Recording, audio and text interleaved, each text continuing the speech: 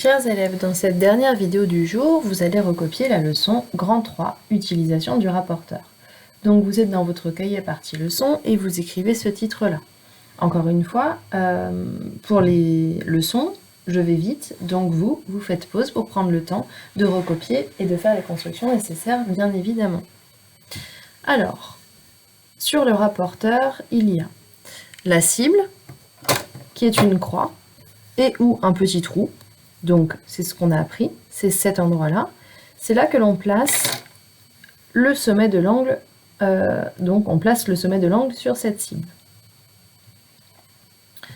Ensuite, sur le rapporteur, il y a les graduations extérieures, donc celles qui vont de 0 à 180 degrés à l'extérieur, et les graduations intérieures, qui vont elles aussi, bien sûr, de 0 degrés à 180 degrés à l'intérieur du rapporteur.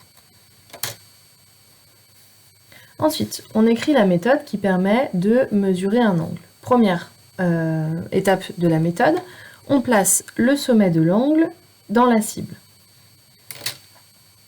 Deuxième étape, on aligne un côté de l'angle avec un 0, soit le 0 extérieur, soit le 0 intérieur du rapporteur. Troisième étape,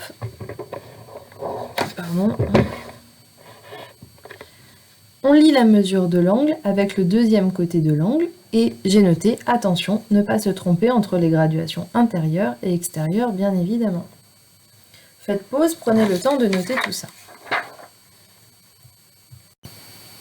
Ensuite, en dessous, vous écrivez « Exemple, mesurez l'angle ABC et l'angle DEF suivant ».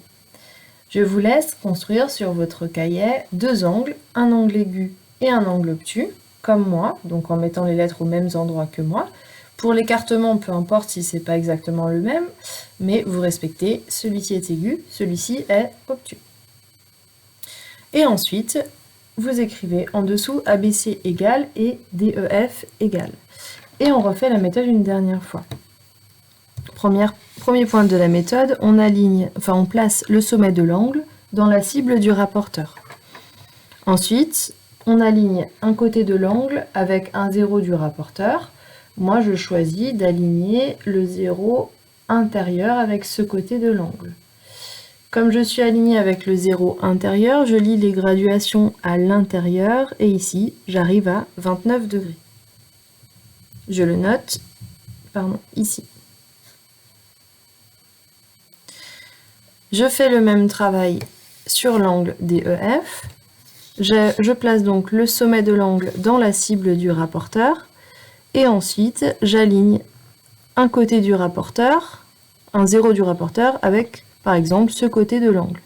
Ici je me suis alignée avec le 0 extérieur, donc je lis les graduations à l'extérieur et ici j'arrive à 116 degrés.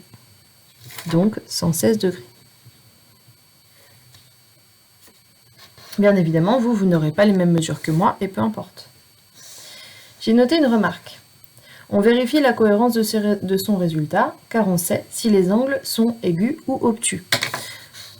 Pourquoi est-ce que je dis ça? Tout simplement parce que quand vous placez donc votre rapporteur, donc la cible sur le sommet, ensuite un côté avec le 0 du rapporteur, parfois ici vous allez lire 150.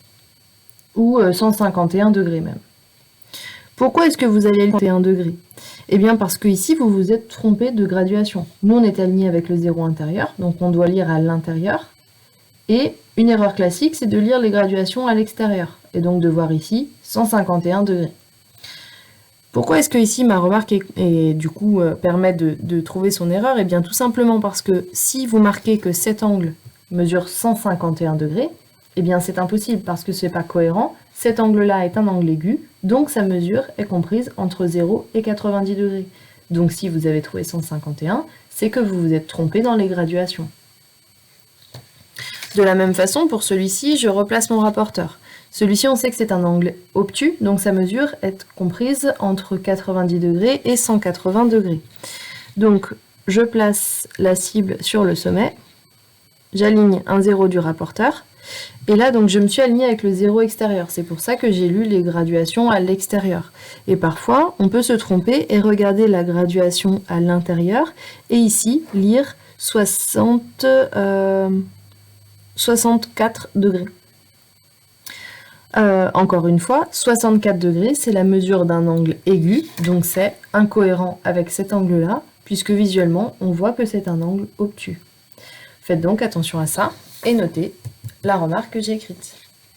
Voilà, je vous laisse faire pause, prendre votre temps pour bien recopier cette leçon et ensuite vous ferez les exercices que j'ai notés. À plus tard.